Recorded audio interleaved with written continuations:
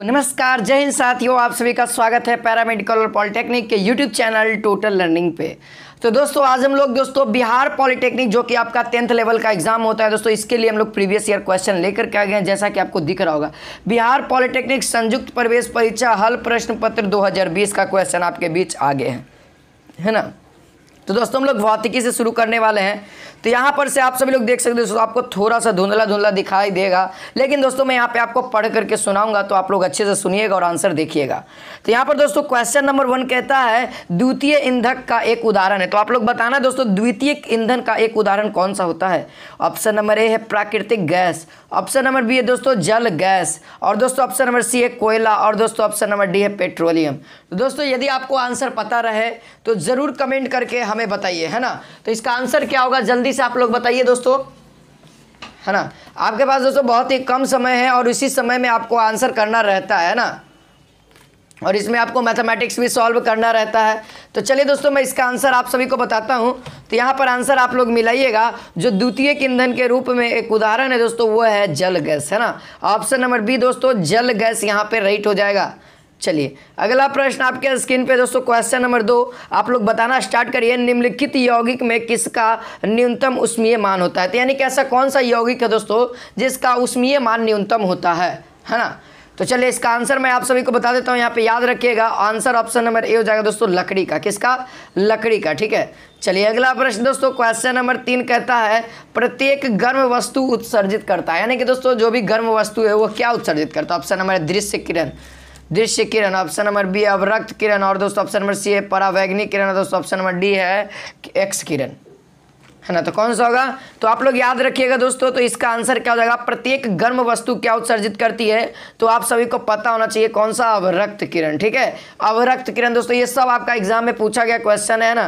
तो इस क्वेश्चन को हम लोग कर रहे हैं, देख सकते हैं 2020 का मैं करवा रहा हूँ। बहुत ही ज़्यादा इंपॉर्टेंट आपको प्रीवियस ईयर क्वेश्चन, क्योंकि आपके प्रीवियस ईयर क्वेश्चन से रिपीटेड आता है। चलिए क्वेश्चन नंबर 4 देखते हैं दोस्तों। निम्नलिखित ईंधनों में से कौन सा दूसरों से भिन्न है। यदि दोस्तों आप लोग 10 ईयर कर लेते हो तो कम से कम आप लोग 50% क्वेश्चन वहां का टच कर दोगे, है ना। प्रीवियस ईयर जब आप लोग पढ़ लोगे तब। तो हम लोग प्रीवियस ईयर का सीरीज ला दिए दोस्तों। आपके पास अभी 7 दिन है मात्र, और 7 दिन में 7 साल का करवा दूंगा।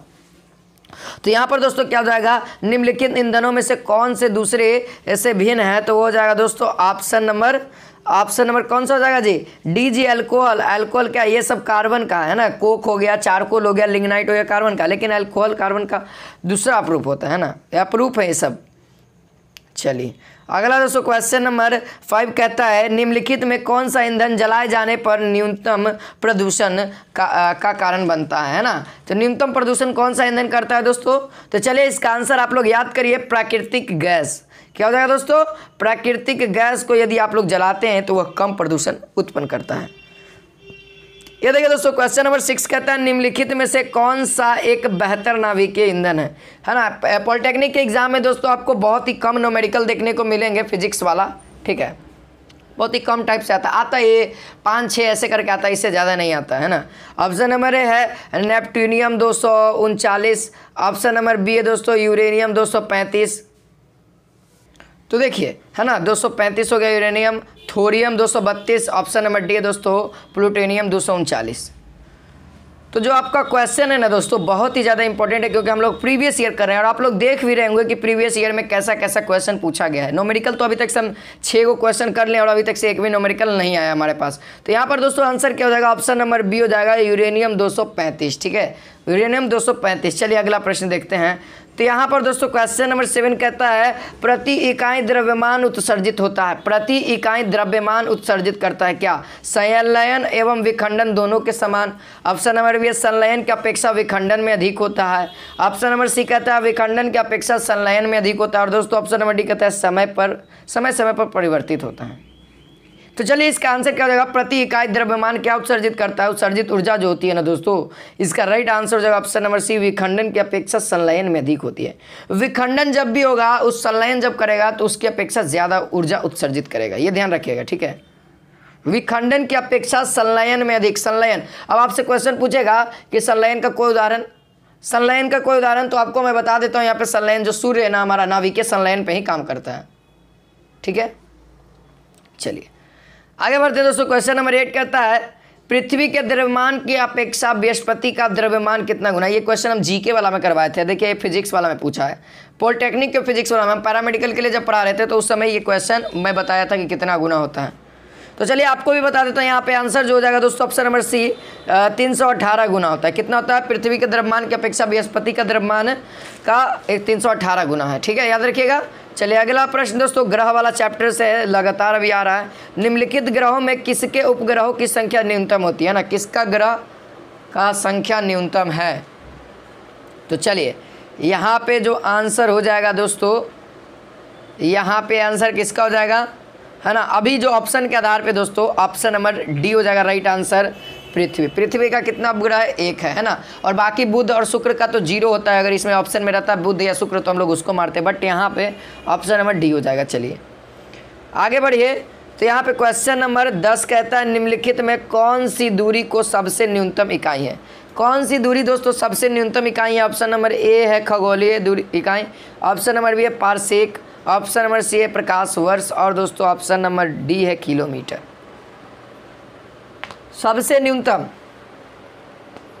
है ना। तो सबसे न्यूनतम दोस्तों आपको ऑप्शन में तो एक ही को दिख रहा होगा है ना, ऑप्शन नंबर डी दोस्तों किलोमीटर है ना। मीटर में रहता है तो मीटर वाला हो जाता है दूरी का सबसे छोटा इकाई है ना। अब बड़ा में तो भाई क्या हो जाएगा, बड़ा में दूरी का सबसे बड़ा इकाई क्या होता है? पारसेक है ना। चलिए अब देखिए न्यूमेरिकल आ गया। अब क्वेश्चन नंबर 11 कहता है दोस्तों एक समतल दर्पण पर 35 डिग्री के कोण पर एक प्रकाश आपतित होती है तो कोण का मान होगा। ये देखिए आपका जो एग्जाम होता है वो 10th लेवल का होता है, तो आपको सारा 10th लेवल और थोड़ा सा 11th लेवल का मिक्सिंग रहेगा। ठीक है, तो बताइएगा समतल दर्पण पर 35 डिग्री का कोण बनाता है तो थीटा का मान क्या होगा, कोण थीटा का मान क्या होगा। ऑप्शन देख लेते हैं यहाँ पे। तो आपको यहाँ पे ऑप्शन दिख रहा हो, देखिए फिगर भी बना दिया गया है ना। तो ये आपको 35 डिग्री है तो ये थीटा क्या होगा है ना। ऑप्शन नंबर ए दोस्तों 35, option number B 45, option number C 55, option number D है 90। तो चलिए भैया इसका आंसर सब लोग सही बताएंगे है ना। तो इसका आंसर क्या हो जाएगा जी है ना, 11 का आंसर दोस्तों ऑप्शन नंबर ए हो जाएगा 35। ठीक है, तो जो यहाँ पर एंगल बनेगा दोस्तों वही एंगल यहाँ पे भी बनेगा, और जब इसमें अभिलंब डालते हैं तो ये जो एंगल बनेगा वो भी उतना ही बनेगा जितना कि ये बना हुआ है। ठीक है, I इंटू आर भी बराबर होता है और इसका भी एंगल बराबर ही होगा। ठीक है, ये ध्यान रखिएगा। चलिए आगे बढ़ते हैं। आगे बढ़ते दोस्तों क्वेश्चन नंबर 12 आपके सामने है। कहता है निम्नलिखित में से कौन सा दर्पण एक दिए हुए बिंदु पर प्रकाश को केंद्रित करने के प्रयोग में लाया जाता है। किसको, कौन सा दर्पण को हम प्रकाश को केंद्रित करते हैं। ऑप्शन नंबर ए है दोस्तों समतल दर्पण, ऑप्शन नंबर बी है उत्तल दर्पण, ऑप्शन नंबर सी अवतल, ऑप्शन नंबर डी है बेलनाकार है ना। बेलनाकार दर्पण भी होता है जी, आज तो पहली बार सुन रहे हैं। चलिए कोई बात नहीं दोस्तों, इसका आंसर आप सभी को मैं बताता हूँ। यहाँ पे आंसर क्या हो जाएगा, ऑप्शन नंबर सी हो जाएगा अवतल दर्पण का। ठीक है, अवतल दर्पण का। लेंस में बात करेंगे तो उत्तल लेंस का है ना। यदि लेंस की बात करोगे तो उत्तल लेंस एक केंद्रित करेगा और पसारेगा अवतल लेंस। और दोस्तों जब दर्पण में आओगे तो जस्ट उसका उल्टा, उत्तल लेंस पसार देता है और अवतल लेंस एकत्रित कर देता है। सॉरी, अवतल दर्पण एक केंद्रित कर देता है और उत्तल दर्पण पसार देता है। ठीक है, अब देखिए क्वेश्चन नंबर 13 यहाँ पे आ गया दोस्तों। कहता है एक लड़का एक समतल दर्पण से 3 मीटर की दूरी पर दर्पण के सामने खड़ा है ना। 3 मीटर की दूरी पर दर्पण के सामने खड़ा है, यानी कि दोस्तों वस्तु की दूरी 3 मीटर है। यदि लड़का 1 मीटर पीछे की ओर गति करता है तब वस्तु लड़के और उसके प्रतिबिंब के बीच की दूरी क्या होगी है ना। 1 मीटर पीछे की ओर यानी कि दोस्तों 4 मीटर अब हो गया। 1 मीटर, 3 मीटर पहले खड़ा था, 3 से 1 पीछे और जाता है तो 4 मीटर की दूरी पर है। तो बताइए कि प्रतिबिंब की दूरी क्या होगी। तो बड़ा ही आसान है दोस्तों, तो इसका आंसर क्या हो जाएगा,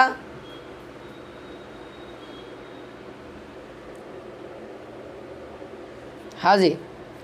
तो यहाँ पे आंसर क्या होगा दोस्तों, ऑप्शन नंबर ए वाले का सही 8 मीटर। ठीक है, 8 मीटर। ठीक है, कितना हो जाएगा, 8 मीटर। दुगना कर देना। ठीक है, दुगना कर देना, इसको जोड़ करके दुगना कर देना, आंसर आ जाएगा। क्या आ जाएगा, आंसर आ जाएगा। ठीक है, चलिए आगे बढ़ते हैं।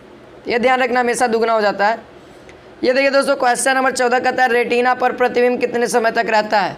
रेटिना पर प्रतिबिंब कितने समय तक रहता है। 1/10 second, option number B 10 second, option number C 20 second, option number 1/20 second.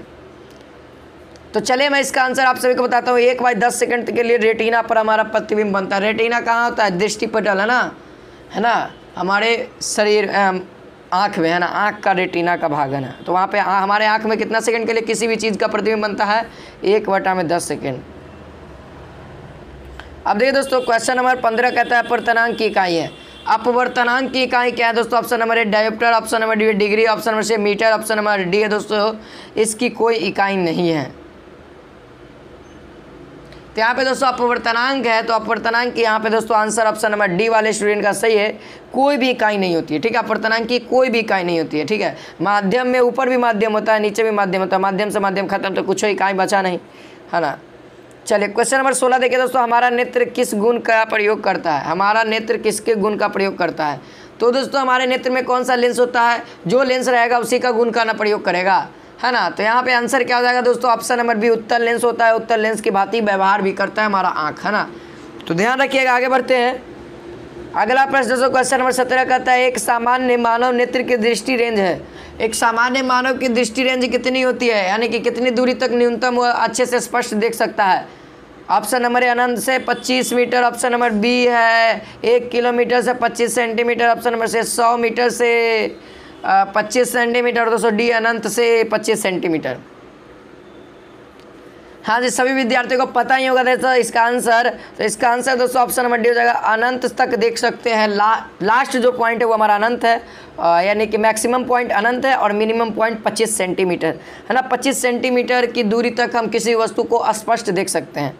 चलिए, उससे ज़्यादा देखेंगे तो थोड़ा सा कभी धुंधला हो जाएगा, कभी अति दिखे लगेगा। देखिए अब क्वेश्चन नंबर 18 का देखिएगा दोस्तों, कहता है जब एक वर्णी प्रकाश, एक किरण, है ना, एक वर्णी प्रकाश एक प्रिज्म से होकर गुजरता है तो निम्नलिखित चित्रों में कौन सा सही है? तो कौन सा सही हो जाएगा दोस्तों? ऑप्शन नंबर ए देख लो, ये कुछ इस तरीके से है, ऑप्शन नंबर बी कुछ इस तरीके से है, और भी देखते हैं ऑप्शन नंबर सी दोस्तों देख लीजिए, और ऑप्शन नंबर डी देख लीजिए। फिगर तो देख लीजिए कौन सा सही होगा, है ना। ये दोस्तों अपवर्तनांक कह रहा है ना, तो किसी एकल, यहाँ पे क्वेश्चन क्या कह रहा है, क्वेश्चन को आप लोग बढ़िया से पढ़िएगा। एक वर्णी, न कि श्वेत रंग कह रहा है। अगर श्वेत प्रकाश कहता है ना तो ये 7 भाग में डिवाइड हो जाता है, यानी कि ऑप्शन नंबर बी वाला होता है। लेकिन दोस्तों यहाँ पे ये नहीं होगा। यहाँ पे क्या कह रहा है, एक वर्णी प्रकाश को जब प्रिज्म से होकर गुजारते हैं तो वो क्या कह रहा है, अभी क्या है दोस्तों, अभी क्या है, अभी ये है सघन में, तो ये ऐसे जाएगा। अभी विरल में है तो फिर इसके बाद सघन में जाया तो फिर क्या होगा, अविलंब की ओर निकट होगा। फिर सघन से विरल की ओर जाएगा तो अविलंब से दूर की ओर होगा। तो ये कुछ इस तरीके से प्रोसेस, ऑप्शन नंबर डी दोस्तों राइट हो जाएगा। सघन विरल वाला आप लोगों ने पढ़ा ही होगा। चलिए ये देखिए दोस्तों, क्वेश्चन नंबर 19 कहता है ना। चलिए क्वेश्चन नंबर 19 को देखिएगा, निम्नलिखित में से कौन सा दर्पण एक कार की हेडलाइट में प्रयोग में लाया जाता है ना। किस दर्पण का यूज हम लोग दोस्तों कार की हेडलाइट में करते हैं? समतल दर्पण, अवतल दर्पण, उत्तल दर्पण और परिवलीय दर्पण। तो चलिए मैं इसका आंसर आप सभी को बताता हूं दोस्तों। अवतल दर्पण का यूज करते हैं। क्या? अवतल दर्पण का यूज करते हैं, ध्यान रखिएगा। चलिए अगला प्रश्न देखिए दोस्तों, क्वेश्चन नंबर 20 कहता है कितने इलेक्ट्रॉन एक सेकेंड में 1 माइक्रो एम्पियर की धारा बनाते हैं? कितने इलेक्ट्रॉन 1 सेकेंड में 1 माइक्रो एम्पियर की धारा बनाते हैं? ऑप्शन नंबर ए है दोस्तों 6.25 × 10⁻⁹। उसी तरीके से दोस्तों 6.25 × 10⁻12। ऑप्शन नंबर सी कहता है 6.25 × 10⁻6। और दोस्तों ऑप्शन नंबर डी कहता है 6.25 × 10⁻15। तो 1 सेकेंड में दोस्तों कितने इलेक्ट्रॉन 1 सेकेंड में 1 माइक्रो एम्पियर बनाएंगे? तो इलेक्ट्रॉन की जो संख्या होगी ना दोस्तों, वो आंसर ऑप्शन नंबर क्या हो जाएगा, बी वाले का राइट है। 6.25 × 10⁻12 इलेक्ट्रॉन जब मिलेगा तो आपको 1 सेकेंड में 1 माइक्रो एम्पियर बनाएगा, है ना, 1 माइक्रो एम्पियर। चलिए देखिए दोस्तों, क्वेश्चन नंबर 21 अब न्यूमेरिकल आया, उतना देर के बाद फिर से आया। चलिए कोई बात नहीं, आया तो सही। चलिए क्वेश्चन नंबर 21 को पढ़ते दोस्तों। एक व्यक्ति 1/4 ओम का सेल को श्रेणी क्रम में जोड़ता है ना। 1/4 ओम वाले सेल को श्रेणी क्रम में जोड़ता है, परंतु एक सेल का टर्मिनल उल्टा जुड़ जाता है। बाह्य में इतना ओम है। यदि सेल का विद्युत भाग बल इतना है तो विद्युत धारा का मान क्या होगा, है ना। विद्युत धारा का मान क्या होगा? तो दोस्तों आप लोगों को फार्मूला एक पता होगा। I बराबर एक फार्मूला कहता है विद्युत वाहक बल बट्टा में बड़की आर प्लस छोटकी आर, है ना। तो विद्युत वाहक बल आपका कितना है जी 1.5 है। 15/10 यानी कि कह सकते 3/2। मेन बट्टा दोस्तों कितना 1/4 में यदि एक को जोड़ते हैं 1/, वेट, हाँ 1/4 में यदि एक को जोड़ते हैं तो कितना हो जाएगा 5/4, है ना, 5/4। तो नीचे वाला को नीचे से काट सकते हैं, है ना, और ये ऊपर में मल्टीप्लाई हो जाएगा 3 दूना का 6/5, है ना, 6/5 होगा। 6/5 तो हमारा आंसर आ रहा है दोस्तों। तो यहाँ पर 6/5 होगा ना, देख लेते हैं एक बार। बाह्य प्रतिरोध प्लस 1 ओम, ये तो 4 सेल है ना जी, तो 4 सेल को पहले करेंगे तब ना, ये ऐसे थोड़े ना होगा, इसको 4 बार में करेंगे तो कितना हो जाएगा जी। तो यहाँ पर से क्या होगा दोस्तों, यहाँ पे एक कॉन्सेप्ट आप लोग समझेंगे, परंतु एक सेल का टर्मिनल उल्टा जुड़ जाता है ना। तो उल्टा जुड़ जाता है तो भैया सेल से तो धारा प्रवाहित ही नहीं होगी, धारा तो प्रवाहित नहीं होगी, पूर्ण ही नहीं हुआ परिपथ। तो यहाँ पर आंसर ऑप्शन नंबर डी हो जाएगा, शून्य। क्या हो जाएगा दोस्तों, शून्य हो जाएगा ना, शून्य। तो यहाँ पर ऑप्शन नंबर डी हो जाएगा, ठीक है। धारा जब प्रवाहित ही नहीं हुई तो शून्य हो जाएगा। चलिए आप बताइए, देखिए क्वेश्चन नंबर 22 का आंसर बताइएगा। यदि 1 ओम प्रतिरोध वाले एक तार को तनित कर इसकी लंबाई को दुगना कर दिया जाता है तब इसका प्रतिरोध हो जाता है। तब इसका प्रतिरोध कैसा हो जाता है दोस्तों, तो आपको मैं बता दूं, यहाँ पे डायरेक्ट आप लोग इसको बना सकते हो, ठीक है। जब लंबाई को दुगना कर रहे हैं तो इसका प्रतिरोध क्या हो जाएगा दोस्तों, इसका प्रतिरोध कितना हो जाएगा, 4 गुना हो जाएगा। कितना गुना हो जाएगा, 4 गुना हो जाएगा, ठीक है। 2 गुना कर रहे हैं लंबाई को तो डायरेक्ट आप लोग याद रखिएगा 4 गुना। तो ऑप्शन नंबर डी दोस्तों यहाँ पे राइट हो जाएगा। 1 ओम का यदि प्रतिरोध रहेगा तब, 1 ओम का यदि प्रतिरोध रहेगा तब 4 गुना हो जाएगा, ठीक है। अगर 2 ओम का होता है तो 4 गुने 2, 4 गुने 2, ठीक है। यहाँ पर से जो रिलेशन आता है ना, वो रिलेशन आ जाता है R2 = 4 गुने R1। R2 = तो हमको तो क्या करना है, इसका प्रतिरोध यानी कि R2 ज्ञात करना है। 4 गुने R1 हमको कितना दिया, 1 ओम, तो 4 गुने 1। ये रिलेशन ध्यान रखिएगा, बस आसानी से आपको बन जाएगा, है ना। अगर 2 ओम का रहता है तो 4 दूना का 8 ओम हो जाता, ठीक है, ये ध्यान रखिएगा। चलिए अब दोस्तों क्वेश्चन नंबर 23 कहता है विद्युत विभव है। विद्युत विभव क्या होता है दोस्तों, ऑप्शन नंबर ए न तो अदिश न ही सदिश, ऑप्शन नंबर बी है एक अदिश राशि है, option number B option number B है एक सदिश राशि, ऑप्शन नंबर सी है दोस्तों एक अदिश राशि, ऑप्शन नंबर कभी अदिश कभी सदिश। तो इसका आंसर क्या होता है दोस्तों, जो विद्युत विभव होता है ना वो कौन सा राशि होता है, तो आपको मैं बता दूं यहाँ पे, वह एक दोस्तों अदिश राशि है। कैसी राशि है, वह एक अदिश राशि है, ठीक है। क्या है, अदिश राशि है, ध्यान रखिएगा। चलिए थोड़ा सा और छोटा नहीं, बड़ा ही ठीक है। यहाँ पे 24 देखिएगा, कहते हैं एक बिजली के हीटर को गर्म करने वाली कुंडली जिस पदार्थ की बनी होती है उसकी विशेषता क्या है ना। तो यह जो कुंडली होती है ना दोस्तों, वो किस चीज़ की बनी होती है, तो उसमें जो होती है ना प्रतिरोधकता जो होती है ना बहुत अधिक होती है, जिसके कारण वह गलता कम है और ऊष्मा ज़्यादा देता है और इसका गलनांक भी ऊँचे होता है, ये आपको पता है। और ये जो कुंडली हीटर का जो कुंडली होता है, जो ऐसे ऐसे कॉइल नियर बनल रहता है, वो दोस्तों नाइक्रोम का बना हुआ था। किसका होता है, नाइक्रोम का बना हुआ था। और नाइक्रोम का दोस्तों विशिष्ट प्रतिरोधकता अधिक होती है, इसका गलनांक कुछ होता है, जिसके कारण यह कम गलता है ना। चलिए ठीक है, तो यहाँ पर आंसर कौन सा हो जाएगा दोस्तों, विशिष्ट ऊर्जा और विशिष्ट का, ये ऑप्शन नंबर सी, विशिष्ट उच्च विशिष्ट प्रतिरोधकता और उच्च गलनांक होता है ना। चलिए आगे बढ़ते हैं।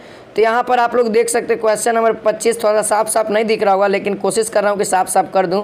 एक गैल्वेनो मापी को 1 वोल्ट मीटर बनाने के लिए निम्नलिखित में से किसकी आवश्यकता होगी, है ना दोस्तों। हमको क्या करना है, गैल्वेनोमीटर को वोल्ट मापी में बनाना है, तो हम लोग क्या कर सकते हैं, सबसे पहले आपको जो वोल्ट मापी हो तो वो क्या करता है, वोल्ट को मापता है।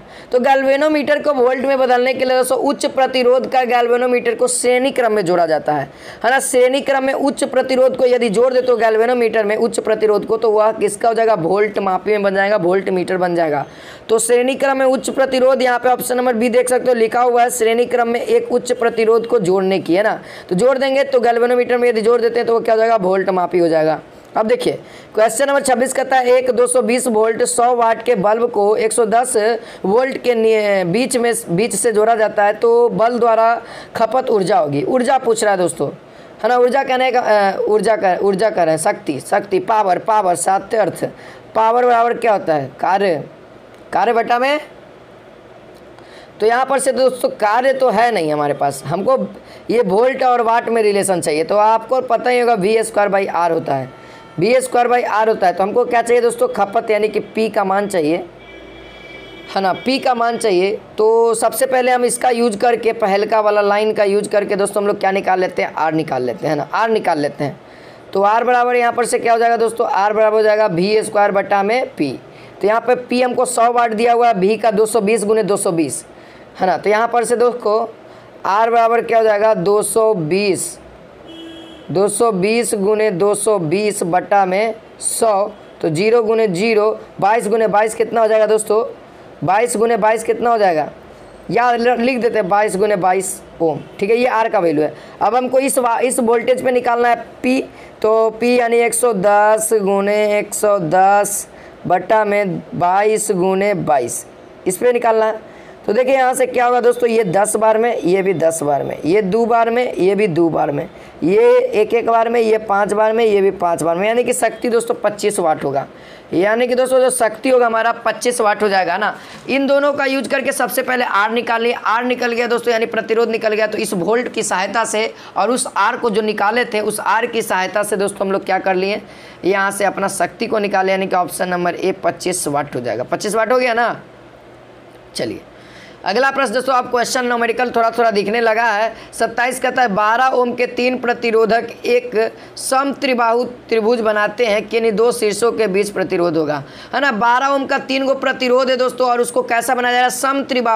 समत्रिबाहु त्रिभुज बनाते हैं, और किन्हीं 2 शीर्षों के बीच हमको प्रतिरोध ज्ञात करना है। यानी कि समत्रिबाहु 3 भुजा समान हो गया, और त्रिभुज 3 भुजा को कहते हैं, और तीनों भुजा समान है दोस्तों। 12 ओम का है एक ये जो भुजा है ना, एक भुजा एक प्रतिरोध है ना। तो इन तीनों को क्या किया गया? श्रेणी क्रम में जोड़ देते हैं।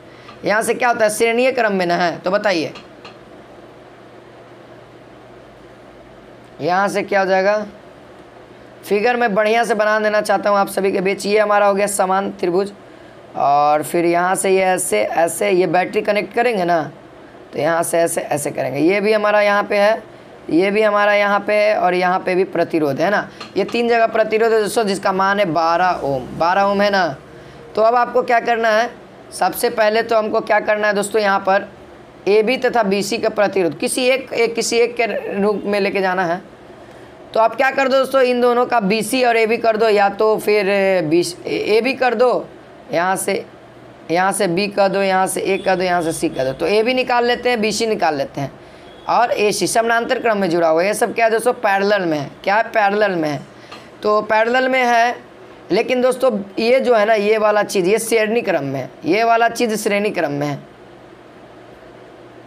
ये जो चीज़ है ये पैरेलल, ये इसके पैरेलल है, लेकिन ये जो चीज़ है ना, ये वाला ऊपर वाला, ये श्रेणी क्रम में। तो इसको जोड़ दीजिए, श्रेणी क्रम में प्रतिरोध 12 24 हो जाता है। तो यहाँ पर से जो हो जाएगा दोस्तों, वो ऐसे हो जाएगा कुछ, और यहाँ से फिर हो जाएगा ये 24 हो गया, और ये आपका 12 ही है, और फिर ये पैरेलल में है। तो 1/24 प्लस 1/12 करते हैं तो क्या हो जाएगा? तो आप लोग बताइए जल्दी से, है ना। हमको तो किसी 2 के बीच चाहिए, हम तो किसी 2 के बीच चाहिए। तो हम लोग इसको सॉल्व करेंगे तो कितना हो जाएगा?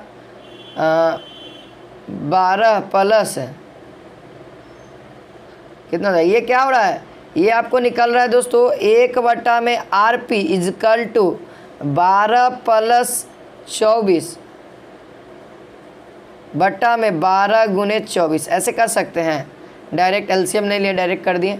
और फिर RP बराबर, उनको तो RP चाहिए तो उलट दो, तो 12 × 24 बटा में जोड़ दो तो कितना हो जाएगा? 6, और ये 3 36 हो गया।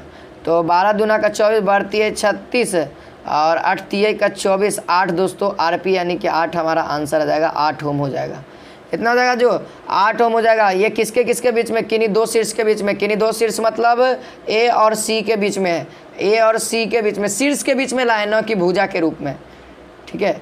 तो यहाँ पे ऑप्शन नंबर डी दोस्तों राइट हो जाएगा। चलिए अगला प्रश्न, यहाँ पे क्वेश्चन नंबर 28 आपके बीच आ गया है। कहता है एक आदर्श सेल के आंतरिक प्रतिरोध का मान होता है दोस्तों, ऑप्शन नंबर ए हो जाएगा। आदर्श वाला में क्या होता है दोस्तों, शून्य होता है। आदर्श वाला में शून्य होता है। चलिए आगे बढ़ते, क्वेश्चन नंबर 29 देखिए।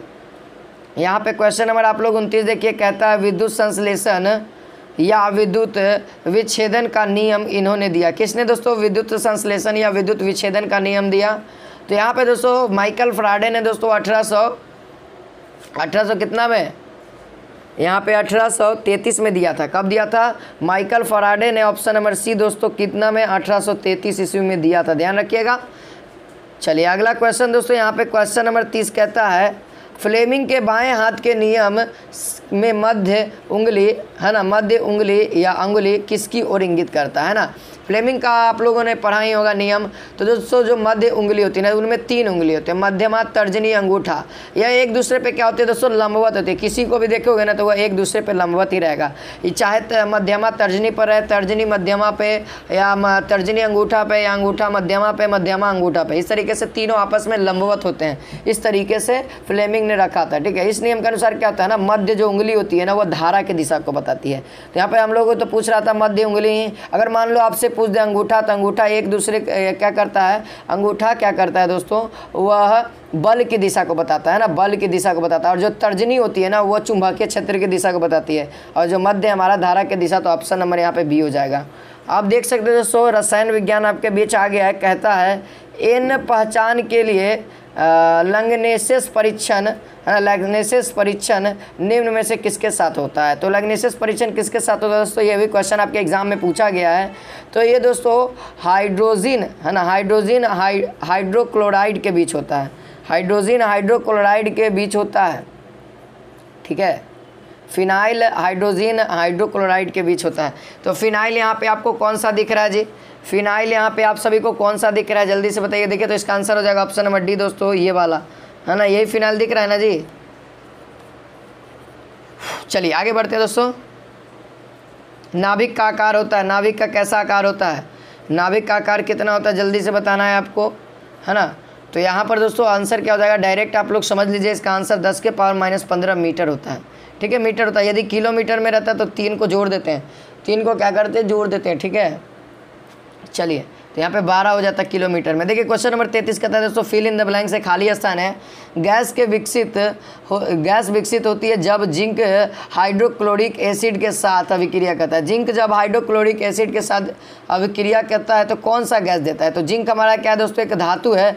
और धातु जब दोस्तों अम्ल के साथ अभिक्रिया करता है तो कौन सा गैस निकलता है, हाइड्रोजन करता है ना, हाइड्रोजन करता है। तो ध्यान रखिएगा, आपसे अगर पूछ दे कि धातु के साथ जब अम्ल अभिक्रिया करता है तो कौन सी गैस मुक्त करता है, तो हाइड्रोजन। चलिए अगला प्रश्न आपके स्क्रीन पे दोस्तों, कौन सा इलेक्ट्रॉन स्नेही नहीं है, कौन सा इलेक्ट्रॉन स्नेही नहीं है?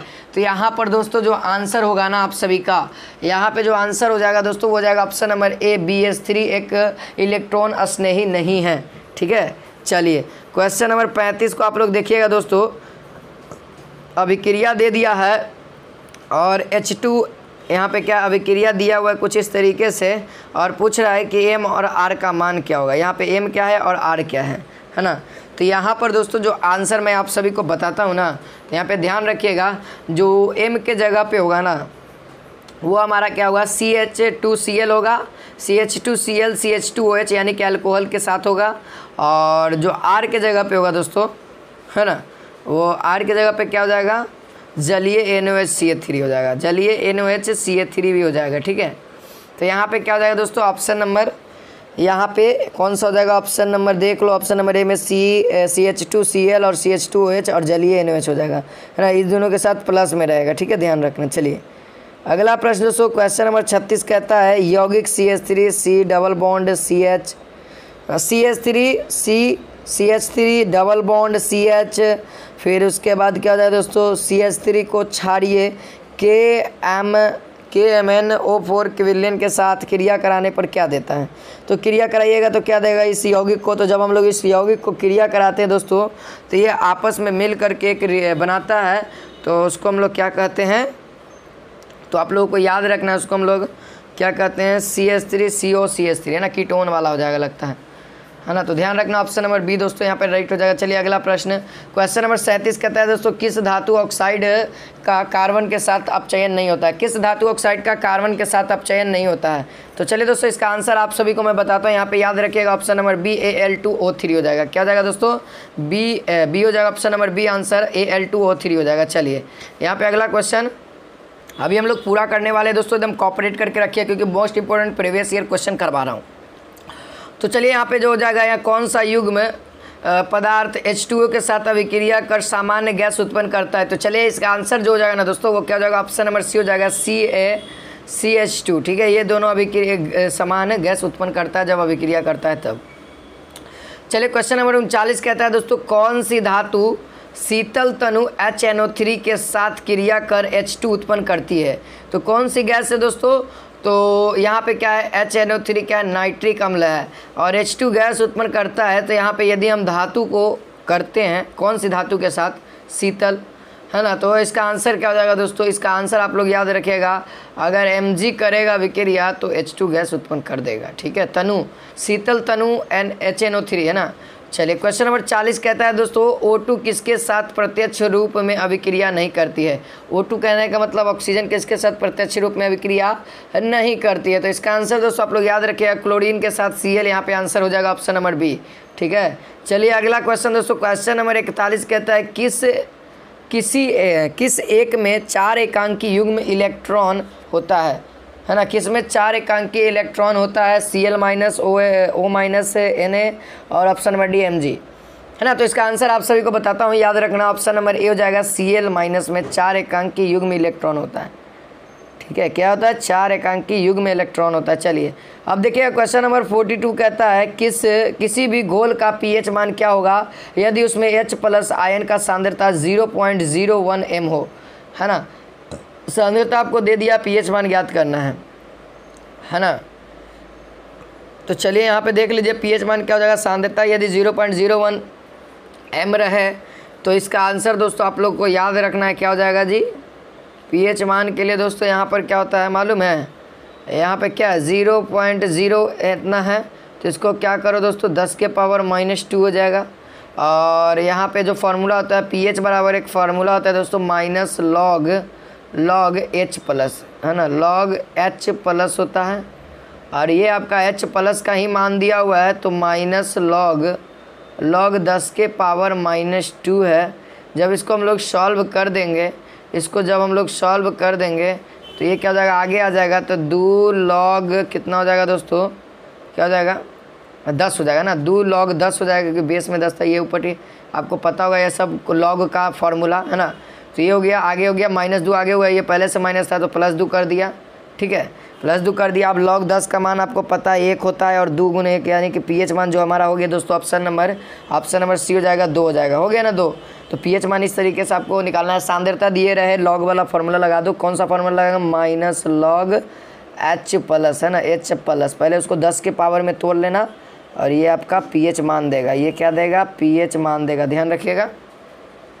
अब देखिए दोस्तों क्वेश्चन नंबर 43 कहता है, अमाशय की रस pH मान लगभग होता है। अमाशय की रस की pH मान कितना होता है दोस्तों?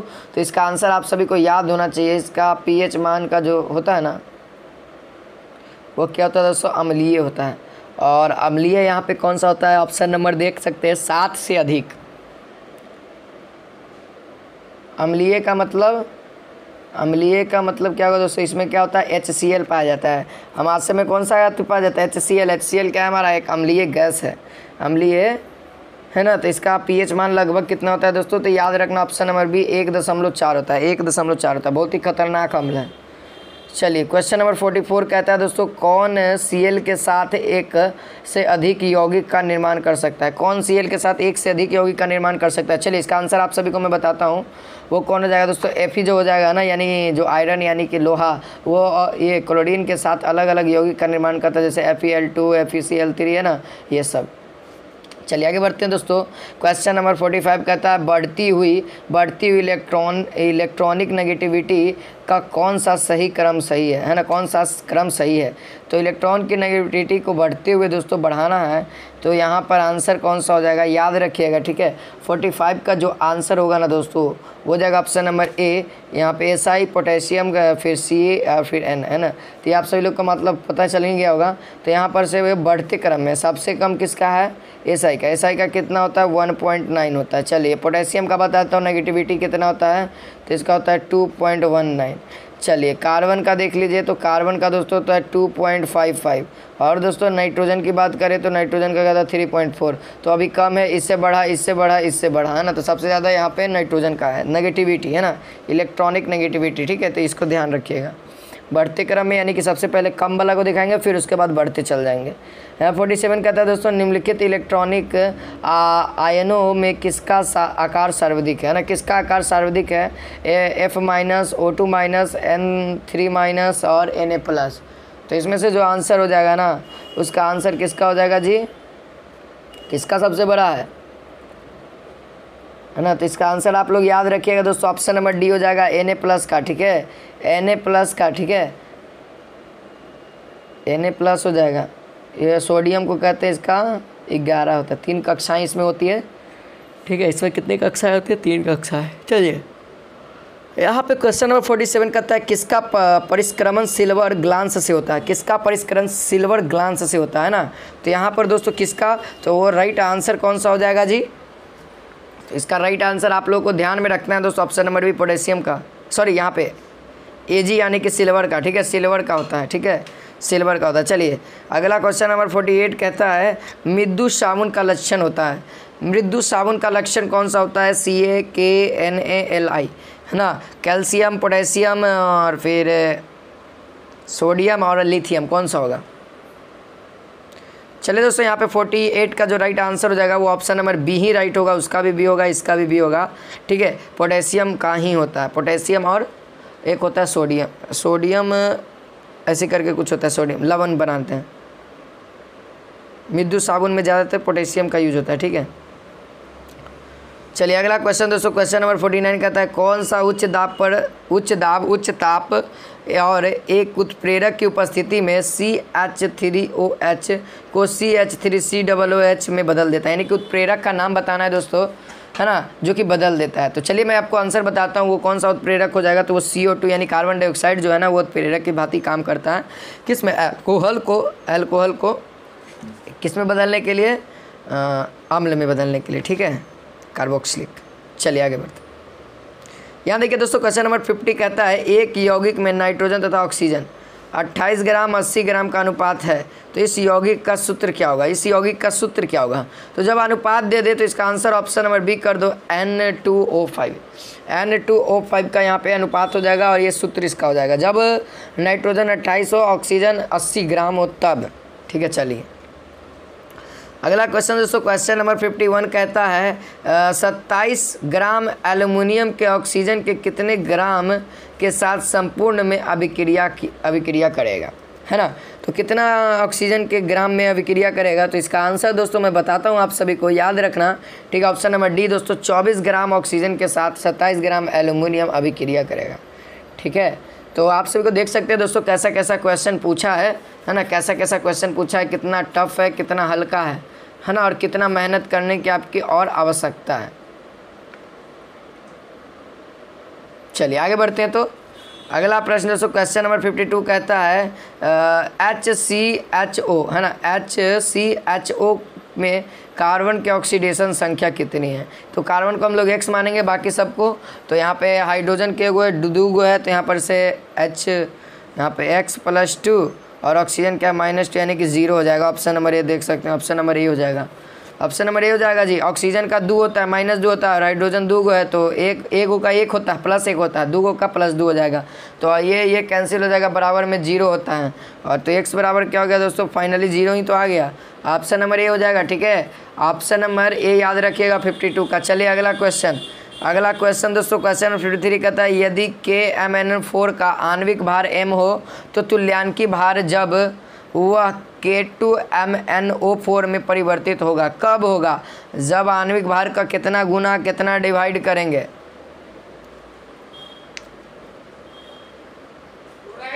चलिए, तो इसका आंसर क्या हो जाएगा दोस्तों? तो यदि जो आणविक भार है ना उसमें यदि 5 से डिवाइड करते हैं ना तो जो K2MnO4 में परिवर्तित हो जाएगा। ठीक है, चलिए अगला प्रश्न देखते हैं दोस्तों, अभी थोड़ा सा बाकी हुआ है। 54 कहता है 2 मिथाइल प्रोपेन निम्नलिखित में से किसका एक समवाय है? 2 मिथाइल प्रोपेन किसका समवाय है? तो यहाँ पे आंसर क्या हो जाएगा दोस्तों? ऑप्शन नंबर ए हो जाएगा एन ब्यूटेन का। किसका है? एन ब्यूटेन का। तो ऑप्शन नंबर ए दोस्तों राइट हो जाएगा। चलिए आगे बढ़ते दोस्तों, क्वेश्चन नंबर 55 कहता है सी कार्बन कार्बन की न्यूनतम बंध की लंबाई किसमें होती है? न्यूनतम बंध की लंबाई दोस्तों, तो यहाँ पे आंसर क्या होगा? ऑप्शन नंबर डी हो जाएगा, कार्बन ट्रिपल बॉन्ड में। किसमें? कार्बन ट्रिपल बॉन्ड में। यहाँ पे ट्रिपल बॉन्ड आपको अच्छे से नहीं दिख रहा होगा, मैं बता दे रहा हूँ, याद रखिएगा कार्बन ट्रिपल बॉन्ड में होता है।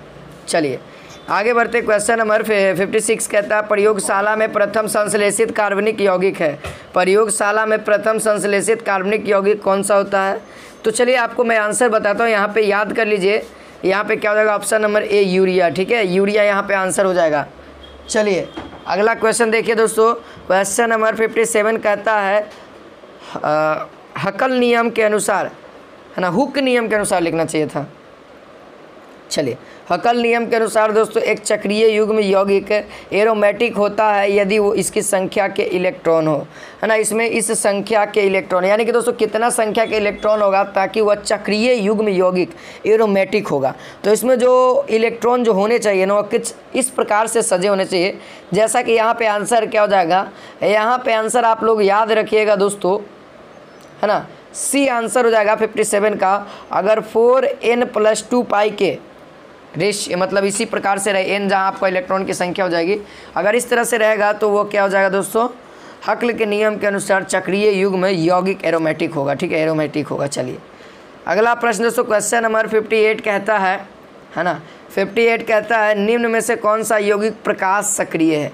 तो प्रकाश सक्रिय यौगिक पूछ सकते हैं दोस्तों। देख सकते हैं कितना लेंदी कार्बनिक चैप्टर से क्वेश्चन आया हुआ है, तो आप लोगों को बढ़िया से मेहनत करना पड़ेगा। तो इसका आंसर क्या हो जाएगा दोस्तों? ऑप्शन नंबर ए हो जाएगा 2-क्लोरोब्यूटेन। यहाँ पे आंसर हो जाएगा, क्या हो जाएगा? 2-क्लोरोब्यूटेन आंसर हो जाएगा। चलिए दोस्तों 59 कहता है एक प्रबल क्षार इसमें अल्फ़ा H- को अब्स्ट्रैक्ट कर सकता है। अल्फ़ा H- को अब्स्ट्रैक्ट कर सकता है अमीन, कीटोन, एल्कीन, एल्केन ना, कौन कर सकता है? तो यहाँ पे आंसर क्या हो जाएगा दोस्तों? तो आप लोगों को ध्यान में रखना है, ऑप्शन नंबर बी कीटोन कर सकता है। कौन कर सकता है? एक प्रबल क्षार ये कीटोन ही है दोस्तों जो कि हटा सकता है। चलिए आगे बढ़ते हैं, क्वेश्चन नंबर 60 और लास्ट है दोस्तों। कहता है CH4 में सिग्मा बॉन्ड की संख्या होती है। CH4 कहने का मतलब C H और H, sigma bond sigma bond sigma bond sigma bond, ये सारा सिग्मा बॉन्ड है। तो 1 बॉन्ड, 2 बॉन्ड, 3 बॉन्ड, 4 बॉन्ड, तो कितने बॉन्ड होंगे जी? 4 बॉन्ड होंगे। ऑप्शन नंबर डी देख सकते हो, 4 हो गया। बाकी दोस्तों यहाँ से गणित का सेक्शन आ गया, तो ज़्यादा करने लगूंगा तो क्लासेस लंबी हो जाएगी। तो फिर मिलते हैं नेक्स्ट क्लास में। आज के लिए बस इतना ही। तो जय हिंद, जय भारत।